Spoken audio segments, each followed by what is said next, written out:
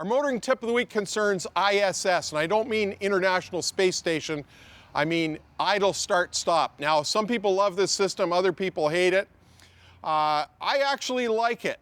So it basically prevents 0 miles per gallon. So when you're idling, you're getting absolutely 0 miles per gallon. Your fuel mileage is horrible because you're not making any forward progress. So it makes sense to shut the engine off. Now, our viewer writes in, he sends us an email, love the show, is idle start stop feature hard on the car's starter, Bob. So I reached out to Reg Furoy at Kia Canada. He's the head technical training guy at Kia, helps us out a lot on the show here.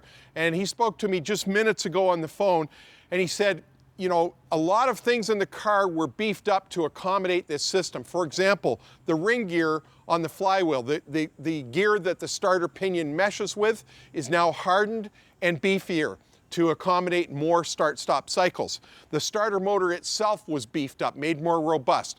Better improved bearings in the starter, more windings. The starter motor has more power and torque, and it's designed to last longer because it's got to perform more start-stop cycles during the life of the car. And Reg told me they have not seen any increase in starter failure at their manufacturer with this system because they've beefed up all the components in the system. So as far as I'm concerned, it's a win-win. You're going to save on fuel.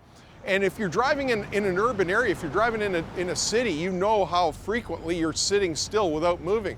Might as well have the engine shut off and start up again when the traffic moves. Makes sense to me. Some people, it bothers them. And for example, Reg said on Kia, you can defeat this system if you want to. I've noticed that, you know, if you just tug on the steering wheel and you demand power steering assist or AC is on max, then the engine runs all the time.